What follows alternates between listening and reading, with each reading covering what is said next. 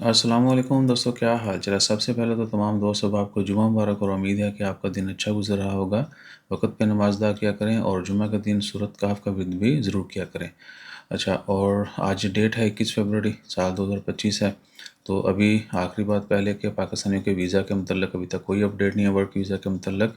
हाँ, इन्वेस्टर 5 और 10 साल और फैमिली अपने बीवी बच्चों के वीज़ा जो हैं वो ओपन है। कल बहुत सारे दोस्त अहबाब ने कंफर्म भी किया।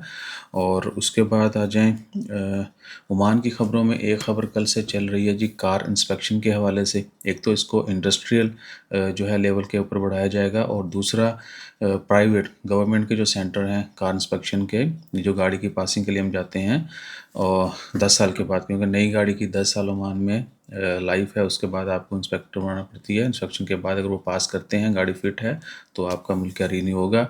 तो वो जो पॉइंट्स हैं वो पिछले साल 2024 में चंद महीने कबल ही अनाउंसमेंट की गई थी कि प्राइवेटाइजेशन जो है वो की जाएगी।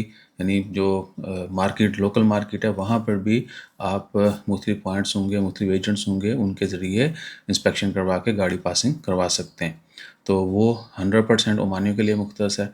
और ओमानी भी वो जो कम्पिटेंट हैं, फिर उसके बाद उनकी ट्रेनिंग होगी जिस तरह आरओपी वाले इंस्पेक्ट करते हैं सेम, और वो थ्रू आउट पढ़े लिखे होंगे, उनके पास डिग्री डिप्लोमा सब कुछ होगा, उनके पास लाइसेंसेस होंगे, और प्रॉपर यानी स्टेट ऑफ द आर्ट उनका इंस्टीट्यूट होगा। सॉरी, जो वर्कशॉप वो होगी, वहाँ पे गाड़ियों की इंस्पेक्शन की जाएगी। ओए इधर नु आ तुम थोड़ा, या माइक थोड़ा दूर रखा हुआ है मैंने। अच्छा, उसके बाद ख़बरों में वल्लाही कोई बड़ी ख़बर नहीं है। हाँ, कल जो वीज़ा की वीडियो डाली थी, तो अभी तक दोस्त साहब जो हैं वो रिप्लाई करते आ रहे हैं। उनका बहुत शुक्रिया जितने भी लोगों ने रिप्लाई किया, और कुछ ने तो फ़ोटोज़ भी सेंड किए थे। यानी रिसेंट फरवरी में भी उनके वीज़े इशू हैं। सो फैमिली वीज़ा सिर्फ वाइफ और उसका बच्चों का। तो Turkey embassy is a scammer, I had 4000 Omani riyal in my account, I had visited UAE, Thailand, India, but they rejected me. Important thing they are not said. जी, Turkey visa reject. एक तो आप जहन नशीन कर लें, ये बात आपको कोई नहीं बताएगा। अच्छा यार, ए मैं भाई चंद महीनों बाद करा देनी, वड्डी थे कुर्सी रीन्यू करा देनी, क्योंकि फ्री है ਅਸੀਂ ਚੱਕਰ ਵਿੱਚ ਆ ਸਾਨੂੰ ਕੋਈ ਸਪਾਂਸਰ ਕੁਰਸੀ ਸਪਾਂਸਰ ਨਹੀਂ ਕਰ ਸਕਦਾ। ਚੈੱਕ ਕਰੋ, ईसा भाई नवी लै लो, तो यह जी ना इनू आप कर दो। बहरहाल ये हमें तंबाकू कर देता वीडियो इसकी कोशिश करवाते हैं, उसको उठा के लेके जाना बड़ा चैलेंज है हमारे लिए। अच्छा, तुर्की वाले भैया दुनिया में सबसे ज़्यादा पाकिस्तानियों का वीज़ा रिजेक्ट करते हैं। अगर पाकिस्तानियों का सबसे ज़्यादा वीज़ा को रिजेक्ट होता है तो वो तुर्की का है, ठीक है ना। वो बड़ों बड़ों को दे देते हैं, जिस तरह जापान है वो अनएक्सपेक्टेडली लोगों को वीज़ा देता है, ठीक है। बड़े जो 30 मार खान हैं उनको वो साइड पे, और जो कुछ भी नहीं है इवन के ब्लैंक पासपोर्ट के ऊपर, यूरोप से ज़्यादा जापान का है सक्सेस रेट।